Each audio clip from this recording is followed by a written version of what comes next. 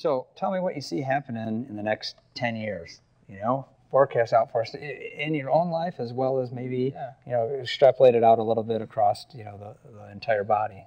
Yeah. I guess my forecast for, what it's worth, and, my thoughts aren't complete yet. I'm still kind of on this journey. Yeah. I think we're gonna find people that are gonna be searching for more of a restoration theology, where they're gonna say, I want to go to the basics, and using the New Testament church as an example for that. They're gonna say, I want the basics. I want simplicity. I want authenticity, and I want true community. So, my prediction is that we're going to see more Christians really intentionally doing life together, intentionally eating together, intentionally serving together, and intentionally worshiping together authentically. It may not be in a big group. I think mega churches are kind of on their way out. It's going to be smaller groups that are going to get together because they're doing life. I mean, they're going to want to, if me and you are in a group together, I'm going to want to know what's going on in your life. Right. I'm going to want to pray for you and pray with you. Right. And then celebrate things that you celebrate, and really go through life together. And if we live in the same neighborhood, I'm going to want to serve in my community with you. And if you're going through a tough time, I want to support you. And I think that's what people really want. Yeah. Because there's love there. And Jesus is about love. And and we're all broken people too.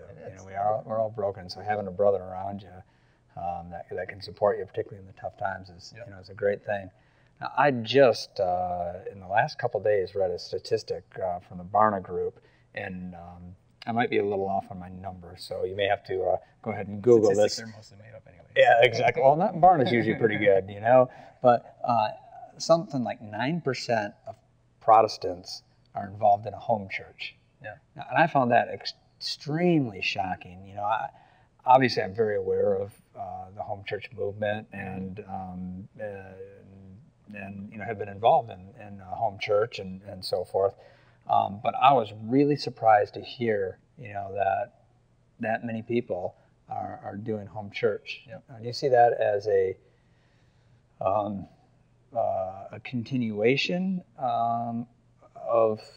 Let me ask the question this way: do you see that as hindering the multi-generational, or supporting it, or how do you see that fitting into this picture? I think it's support. I'm actually reading a book right now by Neil Cole called Organic Church, and they use the term organic church rather than house church. Sure. Same thing. Right. They do it because they think they can multiply quicker that way.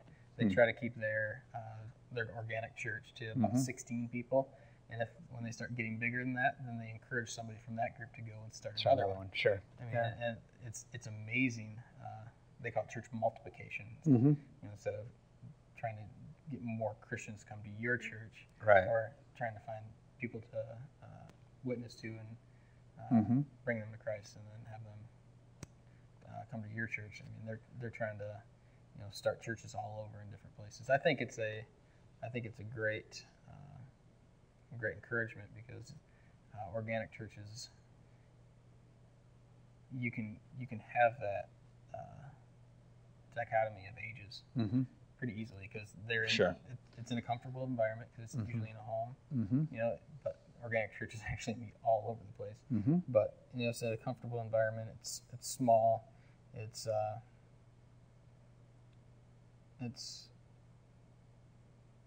little bit more opening and engaging. That makes sense. So I think it could be a good support. What I do feel that I think it needs to add to it or combine with it is some large group gatherings. Right. You know, if you have a bunch of organic churches meeting all over the city, I mean, it'd be great to, you know, a few times a year get together on one. Doesn't even have to be on a Sunday, you know. Sure. Just to get together and worship together and just spend time, you know, with other Christians from around the community, so that you get more of a multi-generational feel to that from that. Sure. Well, and you get a sense that this is much bigger than you are, right? You know, kind of thing. Most definitely. I remember I went to the first Promise Keepers event down in Indianapolis with 88,000 men, you know, and I remember being overwhelmed, going, wow, there's this many guys that have come down here, you know, that are together. Because there's times, honestly, I've been in the secular workforce where, boy, it feels like I'm the lone guy sometimes, you know. And so it's nice to have that affirmation that there are a lot of other people around you. That's great. That's, you know, it's fascinating. I appreciate you taking the time to sit down with us and to kind of share where your heart's at.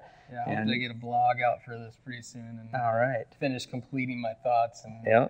You know, doing the research necessary, so I'm not just, you know, some people, they can just vomit when it comes to blogging. It's like whatever's on my heart rate moment, I'm gonna. Right. And I really want to take the time and research and and find out why I'm feeling this way. Yeah. Where can people find your blog? MattHaney.blogspot.com. Okay. So Hanny. Hanny. Okay. So Matt Haney, 10 years. You know. Forecast out for us in your own life as well as maybe you know, extrapolate it out a little bit across, you know, the entire body. Yeah. This Matt and his friend John from First Reformed, right? Yeah, got together and they took their an iPhone and an iPod. And an iPod Touch. Yeah, and had some fun and some creativity. I guess I'll kind of leave it at that. How could they find that video? It's on YouTube, and I'll put a link on it on my blog. Okay. Yeah, you're gonna want to go check it out. It's a riot. It's definitely a riot. Shows a little of their creativity, and also one last thing here, because this will get posted before this. Tell me a little bit about the Crowder Fantastical Adventure or Music Festival, or go ahead and tell us about that. Yeah, what we're trying to do is just get a bunch of people from West Michigan, a bunch of worship leaders, worship team members, to go to the Crowder's Fantastical Church Music Conference in Waco, Texas. Yes. Yeah, and that's the end of September, early October, and just trying to get a group of us to go down there. And you know, if we get a bus going, then you know, cost goes down. If we get group rate in hotel, then we can keep the cost low. You know, economy's starting to come back, but it's still not, you know, the greatest. So any help we can get to making that cost affordable. Now, if you get 30, 40 people or so, what do you think the cost would be for that? Have you kind of broken that down? Around under $500, actually. That's including conference cost. Wow. So and meals on top of that, or meals on top of that. Okay, but the lodging includes lodging and a hot breakfast. Wow. So not just your. So if you eat enough breakfast, your food's covered. Yeah, exactly. Wouldn't recommend it. No. Yeah. Exactly. Well, that's great. I appreciate you putting that together. And if you have any interest in that, again, I'm sure Matt has something on that his blog, or we'll have a link there, so you can go ahead and check that out as well. So, well, Matt, thank you. Thanks, Gary. And wish you the best here in your ministry. Thank you. And we'll look forward to seeing all of you next time. I guess my forte